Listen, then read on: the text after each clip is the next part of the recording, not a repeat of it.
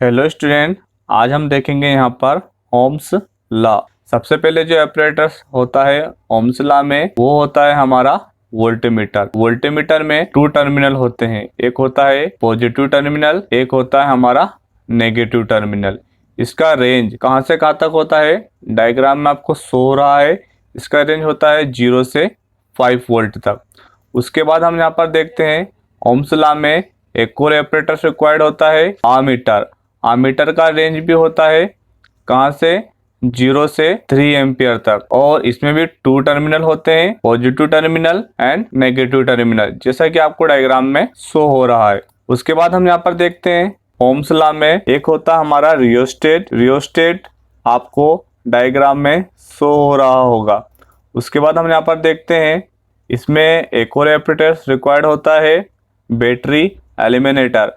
Battery eliminator 0 से 12 volt तक है, ठीक है। अब हम यहाँ पर देखते हैं इसमें डायग्राम में आपको शो हो रहा होगा, इसमें भी 2 टर्मिनल है, एक पॉजिटिव टर्मिनल है, एक नेगेटिव टर्मिनल है।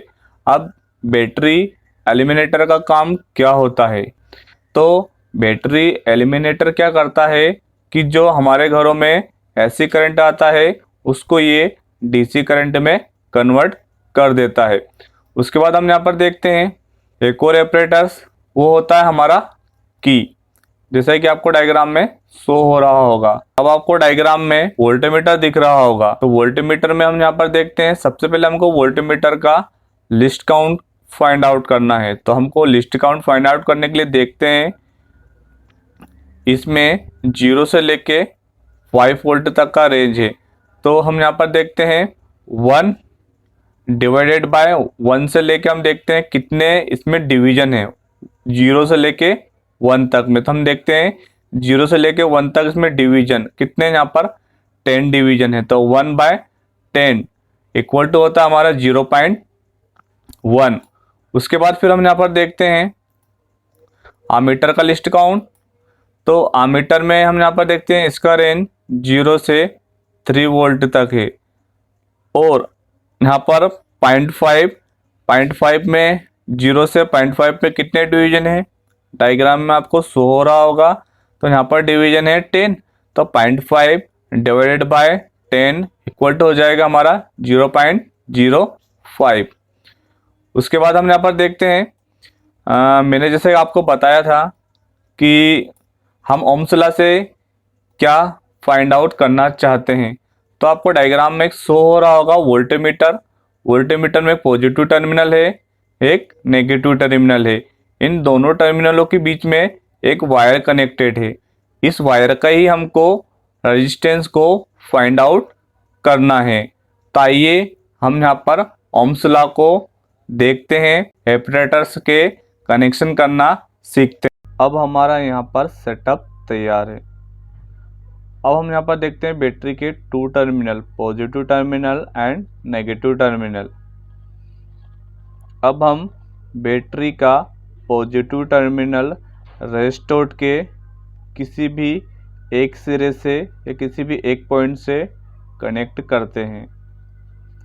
तब बैटरी का पॉजिटिव टर्मिनल रेजिस्टर के जो निचला पॉइंट है उससे कनेक्ट कर देते हैं, और रेजिस्टर का ऊपर वाले पॉइंट को हम कनेक्ट कर रहे हैं। हम देखते हैं अब ये बैटरी का ऊपर वाला रेजिस्टर के ऊपर वाले टर्मिनल को हम आमीटर के पॉजिटिव से कनेक्ट कर देते हैं। उसके बाद हम यहाँ पर एक वायर और कनेक्ट करते हैं। अब हम यहाँ पर देख रहे हैं आमीटर का नेगेटिव टर्मिनल एंड वोल्टमीटर का पॉजिटिव टर्मिनल दोनों को कनेक्ट कर देते हैं। नेगेटिव वोल्टमीटर के पॉजिटिव में सही कनेक्ट कर दिया। उसके बाद हम यहाँ पर देखते हैं अब हमारे पास बैटरी का नेगेटिव टर्मिनल की के एक पॉइंट से कनेक्ट करते हैं। उसके बाद हम यहाँ पर देखते हैं की का जो दूसरा सिरा आपको दिख रहा है डायग्राम में, उसको भी हम कनेक्ट करेंगे। तो की का जो दूसरा सिरा है उसको हम वोल्टमीटर के नेगेटिव टर्मिनल से कनेक्ट कर देते हैं। तो हमने वोल्टमीटर का नेगेटिव की के दूसरे सिरे से कनेक्ट कर दिया है। ये हमने नेगेटिव सिरे को कनेक्ट कर दिया। अब हम बैटरी को ऑन करते हैं। बैटरी को ऑन करने के बाद इसमें एक रेड कलर का लाइट शो हो रहा होगा। अब रेस्टोर को हम धीरे धीरे मूव कराते हैं, तो आप देख रहेंगे कि आमीटर में थोड़ा सा डिफ्लेक्शन आ रहा है। अब हम यहाँ पर देखते हैं, हमको डायग्राम में आमीटर, वोल्टमीटर, की और रियोस्टेट शो हो रहा होगा। अब हम रियोस्टेट को धीरे धीरे मूव कराते जाते हैं, देखेंगे हम यहाँ पर। तब यहाँ पर देखते हैं कि आमीटर और वोल्टमीटर में डिफ्लेक्शन आने लगता है। वोल्टमीटर को हम 1 पर सेट करते हैं, 1 डिवीजन पर। तो देखेंगे हम यहाँ पर वोल्टमीटर आ गया हमारा 1 डिवीजन पर और आमीटर आ चुका है हमारा 4 पर। तो वोल्टमीटर का रीडिंग हो जाएगा 1 और आमीटर का रीडिंग हो जाएगा हमारा 4। फिर हम यहाँ पर देखते हैं कि वापस से हम रियोस्टेट को मूव कराते जाते हैं। तो देखिए हम यहाँ पर रियोस्टेट को मूव करा रहे हैं, तो वोल्टमीटर में डिफ्लेक्शन आना शुरू हो चुका है और आमीटर में भी हो चुका है। तो वोल्टमीटर अब हमारा आ चुका है, वोल्टमीटर में भी वेरिएशन हो रहा है। तो वोल्टमीटर आ गया हमारा 2 पर। तो वोल्टमीटर का रीडिंग हो गया हमारा 2 और हमारा आमीटर का रीडिंग हो गया हमारा 8। तो आमीटर का रीडिंग नोट करेंगे हम 8 और वोल्टमीटर का रीडिंग होगा हमारा 2। फिर वापस से हमने मूव कराया रियोस्टेट को, तो वोल्टमीटर आ गया हमारा किस पर, 3 पर और हमारा आमीटर आ गया हमारा 12 एम्पियर, है ना। तो आमीटर का रीडिंग हुआ हमारा 12 और वोल्टमीटर का रीडिंग हुआ हमारा 3। तो इसको हम नोट कर लेंगे। इसी प्रकार हम रीडिंग और लेते जाएंगे और हम यहाँ पर देखेंगे कि हमको एक टेबल शो होगा। आपको डायग्राम में टेबल शो हो रहा होगा कि यहाँ पर हमको दे रखा है serial number, reading of voltmeter and reading of ammeter, V/I equal to R, Ohm's law के अकॉर्डिंग। अब हम जानते हैं कि मैंने आपसे बोला था कि वोल्टमीटर का रीडिंग है हमारा 1 पर और हमारा वोल्टमीटर का लिस्ट काउंट होता है 0.1 इक्वल टू 0.1 में हम 1 का मल्टीप्लाई करेंगे तो 0.1। उसी प्रकार हम आमीटर का रीडिंग भी नोट करेंगे।